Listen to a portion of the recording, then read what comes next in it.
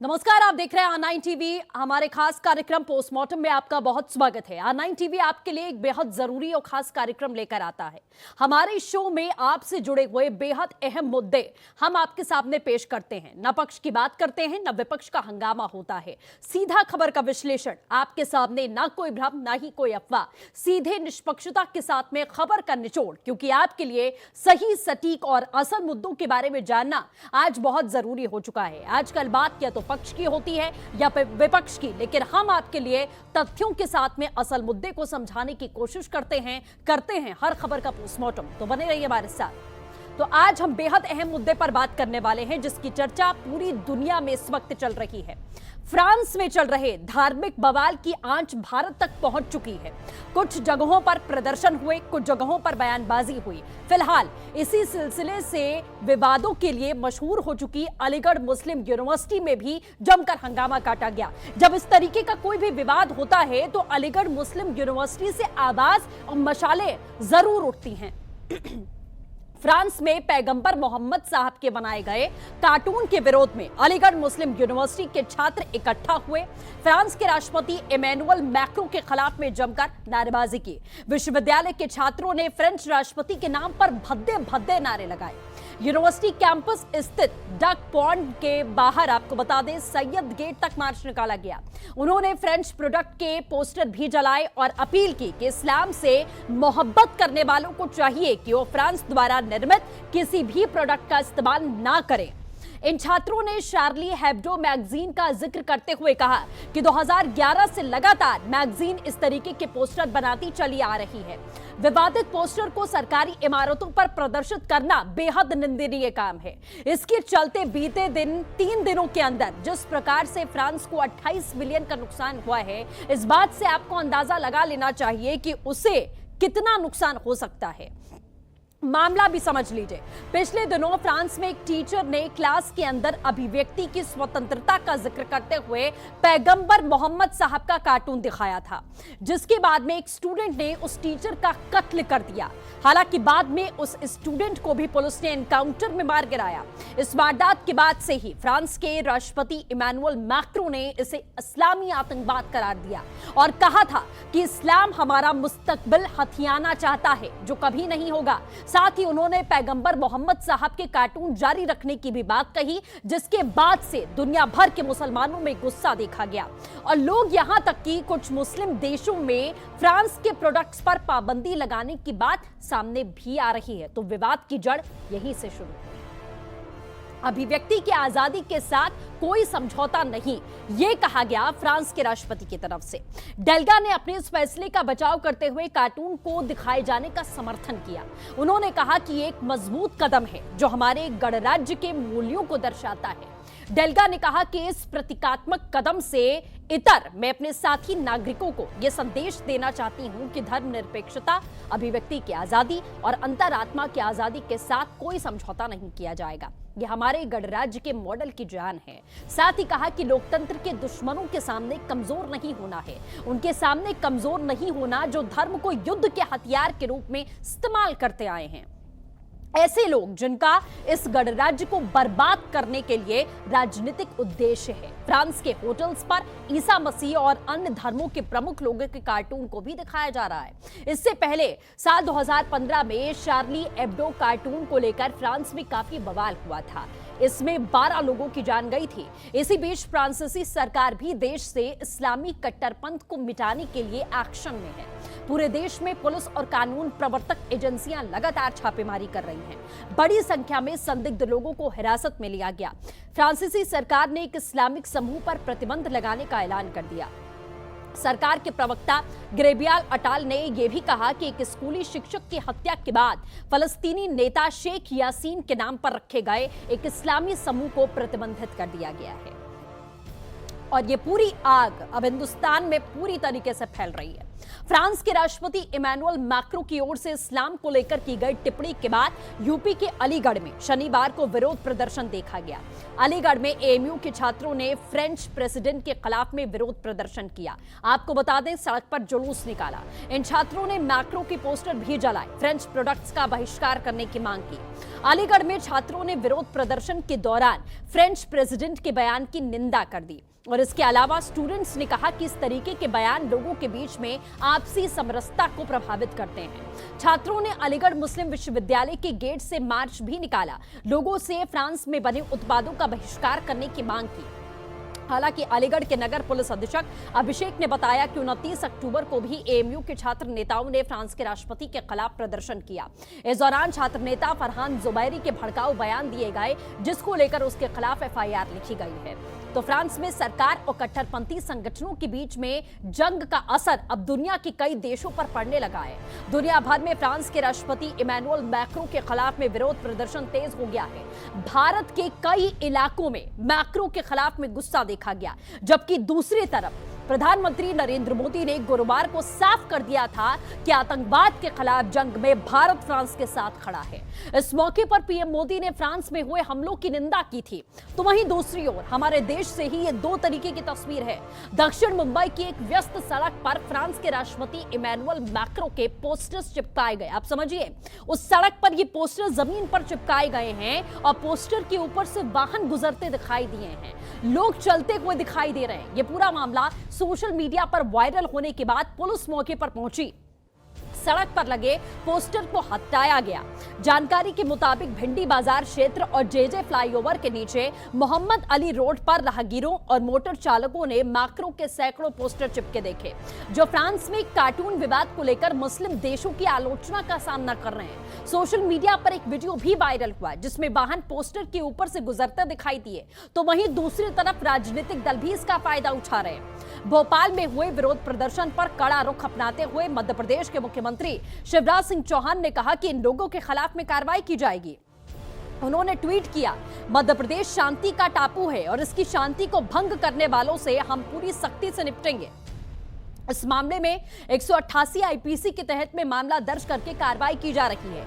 किसी भी दोषी को बख्शा नहीं जाएगा, वो चाहे कोई भी क्यों न हो।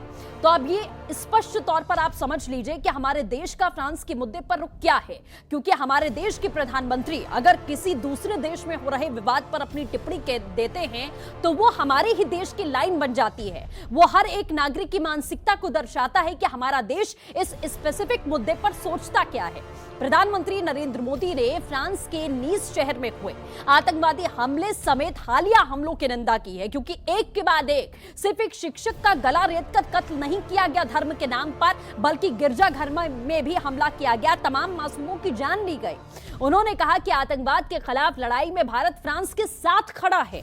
फ्रांस के नीस शहर में गुरुवार को एक चर्च में हुए आतंकी हमले में महिला समेत 3 लोगों की मौत हुई। हमलावर ने चाकू से एक महिला का सर धड़ से अलग कर दिया। आप सोचिए, क्रूरता की सारी हदें पार हो गई। 2 अन्य लोगों की बर्बरता से हत्या कर दी गई। लेकिन प्रधानमंत्री नरेंद्र मोदी ने यह भरोसा दिलाया है कि आतंक के खिलाफ में भारत फ्रांस के साथ खड़ा है, कदम से कदम मिलाकर चलेगा। प्रधानमंत्री नरेंद्र मोदी ने ट्वीट भी किया। उन्होंने लिखा कि मैं आज नीस में चर्च के भीतर हुए नृशंस हमले समेत फ्रांस में हुए हालिया आतंकवादी हमले की कड़ी निंदा करता हूं। पीड़ितों के परिवार वालों और फ्रांस के लोगों के लिए हमारी संवेदनाएं हैं। आतंकवाद के खिलाफ लड़ाई में भारत फ्रांस के साथ है। गौरतलब है कि फ्रांस में शार्ली हेब्डो पत्रिका में एक बार फिर पैगंबर मोहम्मद का कार्टून छापे जाने के बाद फ्रांस में फिर से आतंकवादी हमला हुआ। इसके बाद सरकार ने कट्टरपंथी संगठनों के खिलाफ में सख्ती का ऐलान किया। इसी बीच अक्टूबर में ही पेरिस में एक स्कूल में पैगंबर का कार्टून दिखाए जाने के बाद शिक्षक सैमुअल पैटी की गला रेतकर हत्या की गई। फ्रांस के राष्ट्रपति ने इसे इस्लामिक आतंकवाद करार दिया था। शिक्षक को मरणोपरांत सम्मानित किया है। इससे पहले उन्होंने यह भी कहा था कि केवल फ्रांस में नहीं बल्कि पूरी दुनिया में इस्लाम खतरे में है। कार्टून दिखाने वाले शिक्षक के प्रति सम्मान जाहिर करने और मैक्रो के बयान से मुसलमान नाराज हैं। पाकिस्तान, टर्की, सऊदी अरब, ईरान सहित कई देशों ने फ्रांस के खिलाफ में मोर्चा खोल दिया है। यहां एक चर्च में हमले में कम से कम 3 मासूमों की जान गई थी, जिसमें एक महिला का सर उसके धड़ से अलग कर दिया गया था। तो अब आप ये समझिए कि आखिरकार मैक्रो से, यानी कि फ्रांस के राष्ट्रपति से मुसलमान सिर्फ हिंदुस्तान के नहीं, हिंदुस्तान के भी कुछ चुनिंदा मुसलमान हैं जो नाराजगी जाहिर कर रहे हैं। पूरे दुनिया के मुसलमान क्यों नाराज हैं? सैमुअल पैटी की हत्या से फ्रांस के राष्ट्रपति मैक्रो बेहद नाराज हुए थे। उन्होंने पैटी के प्रति सम्मान जाहिर किया। पैटी को मरणोपरांत फ्रांस का सर्वोच्च नागरिक सम्मान है, आप समझिए, इसे दिया गया। इस समारोह में खुद मैक्रो शामिल हुए। उन्होंने इसे इस्लामिक आतंकवाद करार दे दिया। जहां पर नाम आया इस्लामिक आतंकवाद, वहां पूरे के पूरे समुदाय को घेरने की बात आ गई कि फ्रांस के राष्ट्रपति ने पूरे समुदाय को टारगेट कर लिया। कई इस्लामिक देशों को यह नागवार गुजरा। उन्होंने पैगंबर का अपमान करने वाले को सम्मानित किए जाने की भी निंदा की। पिछले हफ्ते मैक्रो की टिप्पणी से मुस्लिम बहुल देश नाराज हुए, जिन्होंने पैगंबर मोहम्मद के कार्टून के प्रकाशन या प्रदर्शन की निंदा करने से इनकार कर दिया। फ्रांस धार्मिक व्यंग को अभिव्यक्ति की स्वतंत्रता के अंतर्गत आने वाली चीजों में से एक मानता है, जबकि कई मुसलमान पैगंबर पर किसी भी कथित व्यंग को गंभीर अपराध मानते हैं।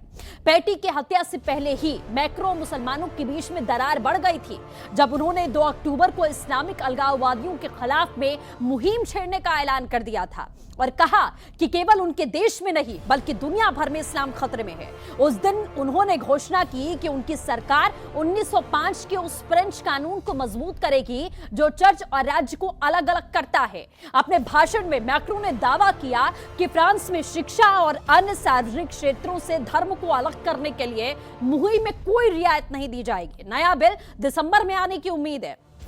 पहले से ये खाई और चौड़ी हो गई।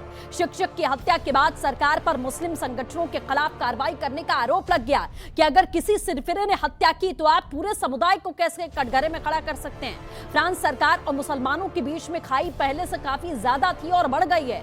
2004 में फ्रांस पहला यूरोपीय देश बना था जिसने हिजाब को बैन कर दिया। कुछ साल बाद उसने हिजाब पहनने और चेहरा ढकने के खिलाफ में कानून बना दिया। पेरिस से प्रकाशित होने वाली व्यंग्य पत्रिका में पैगंबर का कार्टून छापा गया, जिसको लेकर पत्रिका के दफ्तर पर आतंकवादी हमला हुआ।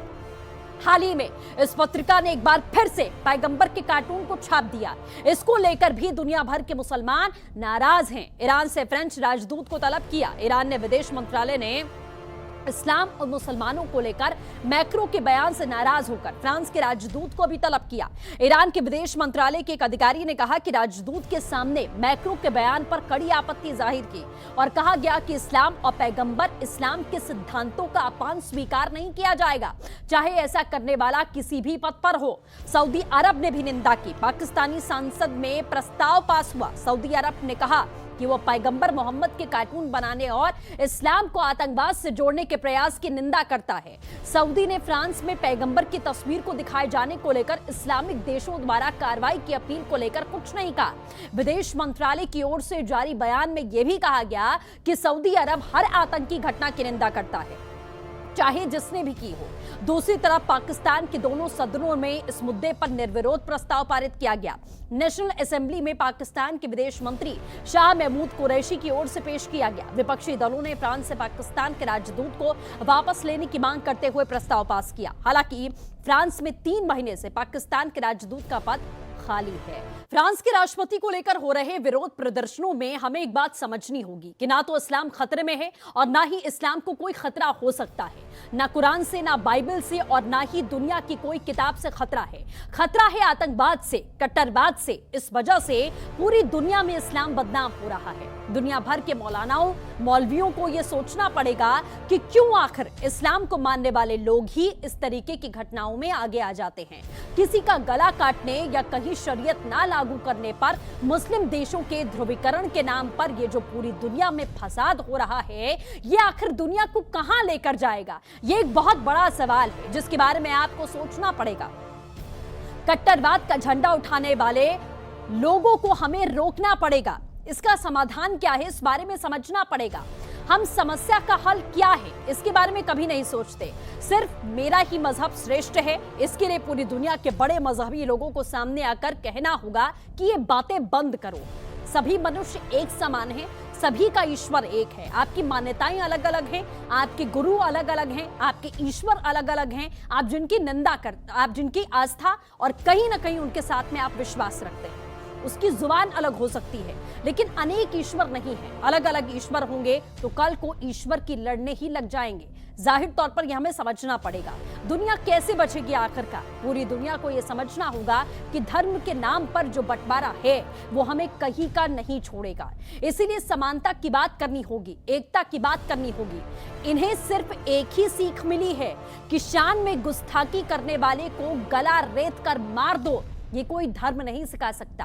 कुछ लोग इसे लोन वुल्फ अटैक यानी किसी सरफिरे का कारनामा बताकर घटना की अपरोक्ष बचाव करते हैं, और कुछ लोग इसकी वजह नबी की शान में गुस्ताखी बता देते हैं। क्या इसके इतर भी इस हिंसा के खिलाफ में कोई तर्क हो सकता है? ये लोन वुल्फ अटैक नहीं है। फ्रांस में अलग अलग जगहों पर हुई अनेक घटनाएं ये बताती हैं कि अगर ये लोन वुल्फ अटैक है तो शुभलांग रैगर के मामले में आप क्या कहेंगे? न्यूजीलैंड के मस्जिद में कत्लेआम करने वाले ब्रेटन टॉरेंट को भी क्या आप लोन वुल्फ अटैक कहेंगे? नहीं। दरअसल ये घटनाएं एक राजनीतिक डिजाइन और एक नफरत प्रेरित माहौल का नतीजा है। ऊपर से ये भले ही एकाकी हमले दिखे, पर इसके पीछे एक पूरी संगठित मानसिकता काम करती है।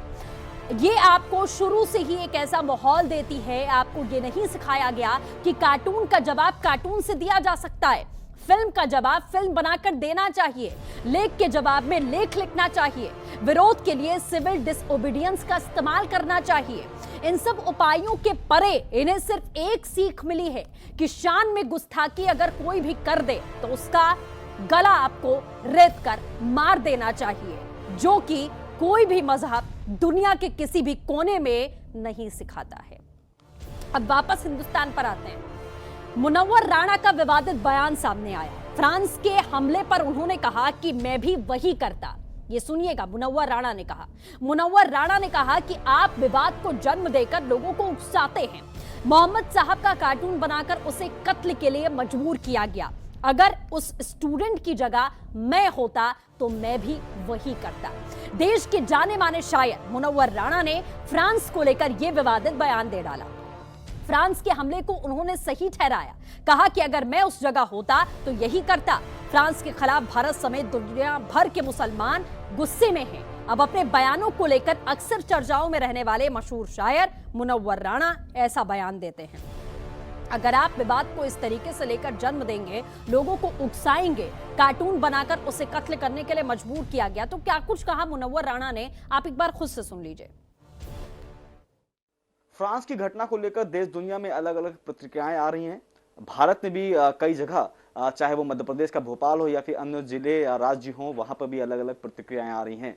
लेकिन इस बाबत पे बात करने के लिए हमारे साथ हिंदुस्तान के मशहूर शायर मुनव्वर राणा जी हैं, उनसे बात करते हैं।